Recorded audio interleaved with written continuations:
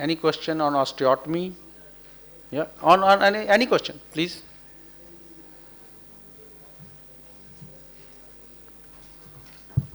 Hello. Visco supplementation. How many injections and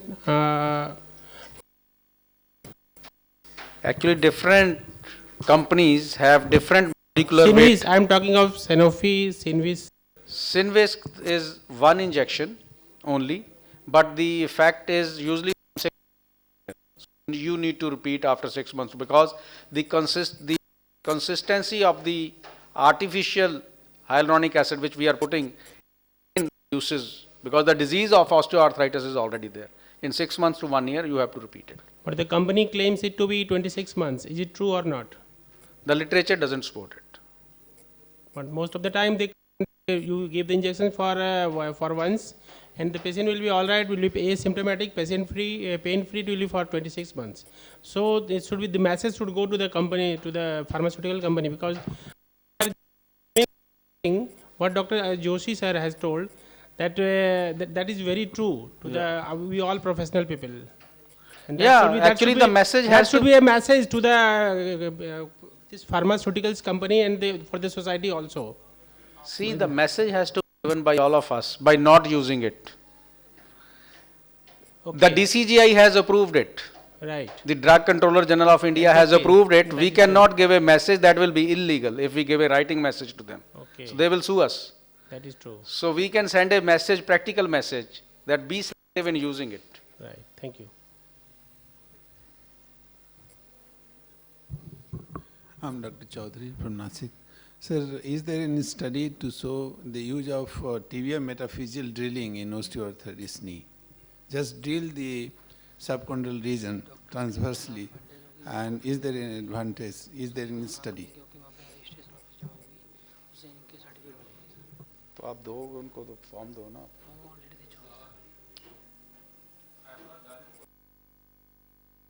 I don't think there is any literature to support it, but a lot of surgeons whom I know have done it, and it has shown some short-term results. As far as long-term results are concerned, I don't think if a patient has a varus with arthrosis, because that is the primary problem, is an alignment. If you don't treat the primary problem, the pathology was not going to get treated by itself. Possibly these are the patients which are having have an increase in intraosseous pressure, subchondral drilling in the upper tibial plateau, which may stay for a certain period of time, but once maybe the holes get blocked or healed off, the problem would come and recur back again.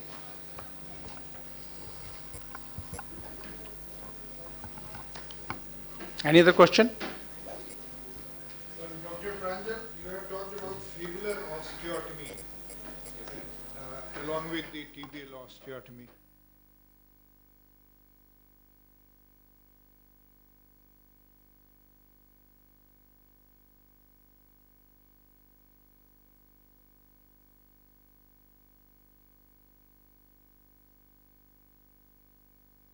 Between the middle third and the lower third, which again does not affect the ankle joint.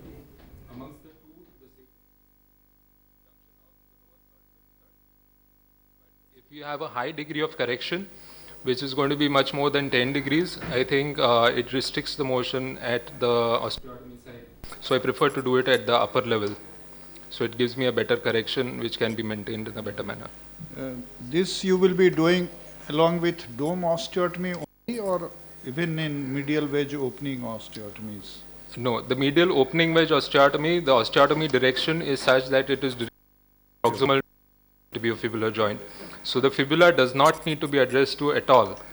In a medial opening wedge osteotomy, you don't touch the fibula at all. There are certain reports which claim that the resection of the fibula should be exactly in the middle.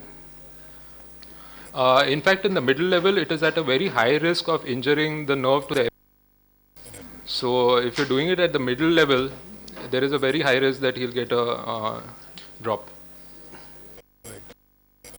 Joshi, you have done a great service by saying and overemphasizing that arthroscopy is not the answer to routine osteoarthritis.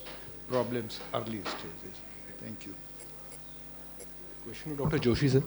In your presentation, you showed in a slide the softening of the articular cartilage on the middle end. So, what do you recommend treatment for such lesions? Like when we scope them, should we remove the cartilage and do microfracture, or should we leave them as such? I just leave them. I think it's more like a diagnostic dilemma because very often these are young individuals whose MRI has reported all kinds of stuff, and they basically come to you scared because there's some sprained ACL, grade 3 medial meniscus lesion, and they are basically scared. And even if clinically you are quite sure that this is a chondral pathology and nothing to do with a mechanical derangement, I do this more like a diagnostic to assure the patient that their meniscus and ACL is intact. And how do you manage them, sir? I think they have to switch from high impact stuff to any kind of low impact. These are high individuals who are young. They are very often people doing high impact sports like marathon running, and you need to tell them that if they want to preserve their knee, they need to switch to low impact activities like cycling or swimming. And that is the only way out, because if they continue, I think they are going to damage their knees at a very, very young age. All of you, are you aware of any free floating device that is put inside the knee in early osteoarthritic symptomatic cases? No, there is a device by Arthrex in the medial arthrosis. So it's a sort of metallic device. The literature is very less on this. And I studied about it. Scientifically, I could not find any basis for that. It's a spacer actually. Now, American Academy also says that it is not to be used. They call it surface replacement.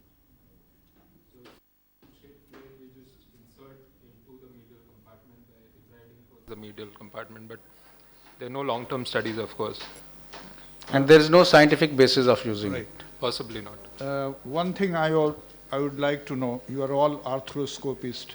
Do you think it's an absolute indication for viscosupplementation sometime after performing an arthroscopy? You would like to do viscosupplementation or not? I don't do it at all. I don't do visco supplementation as a complementary thing to arthroscopy. I want to know whether arthroscopy works or viscosupplementation works. So I will do one of the two things.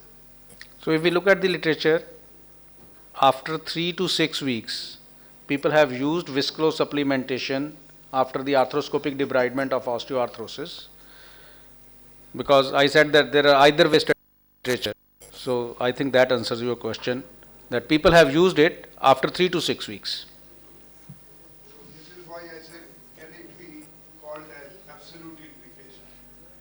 Not in every case. Not in every case. Sometimes what happens is nowadays our patients are getting educated. Sometimes I get a patient who already read it on the net, and then he tells me that now you put a viscosupplementation into my joint.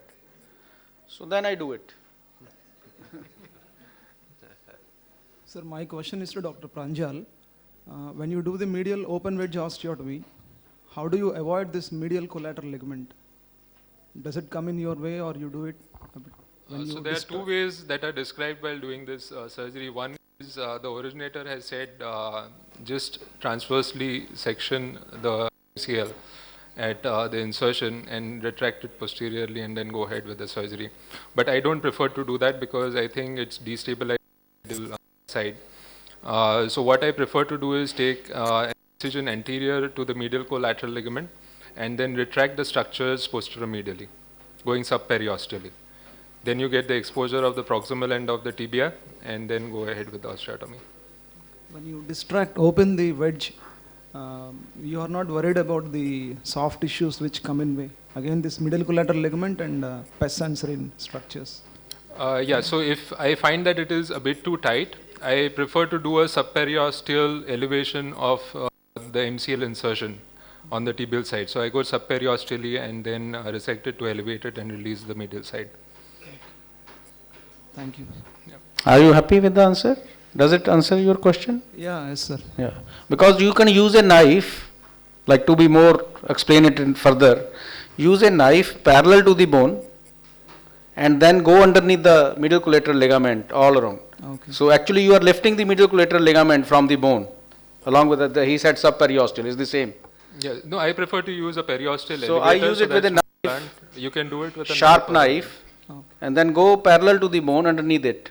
And then you lift it, actually you can put a Howman retractor underneath the medial collateral ligament.